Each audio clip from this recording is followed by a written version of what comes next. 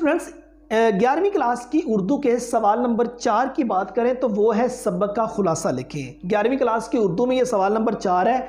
आपके पेपर में कोई से 2 खुलासे दिए जाएंगे, उन 2 खुलासों में से हमने एक खुलासे का इंतखाब करना होगा। इसके नंबर हैं टोटल 10। एक नंबर है मुसन्निफ के नाम का, 9 नंबर है सबक के खुलासे के।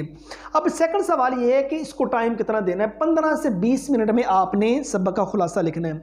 अब उसके बाद इसकी लेंथ कितनी होनी चाहिए, सबक का तीसरा हिस्सा हमने सबक का खुलासा करना होता है। अब ये सबक का बाज़ असबाक जौन से हैं वो ज़्यादा लेंथी हैं, बाज़ असबाक जौन से हैं वो शॉर्ट हैं।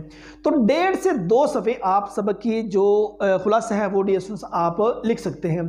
तो इस हवाले से इसके अंदर कोई हवाला जात ऐड नहीं करते होते, इसको सिर्फ पैराग्राफ की सूरत में आप जौन सा है वो सबक का खुलासा लिख, कोई हवाला जात कोई कोई वाक़या वगैरह वो चीज़ें इसके अंदर ऐड नहीं करते।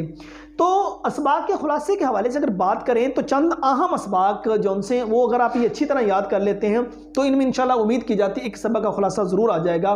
उसमें अदीब की इज़्ज़त, ओवरकोट, सिफारिश, चिराग की लो और दोस्ती का फल, ये 5 असबाक जौन से इसको अगर आप अच्छी तरह याद कर लेते हैं तो डियर इसमें एक सबक का खुलासा जौन सा है वो आपके पेपर में ज़रूर आ जाएगा।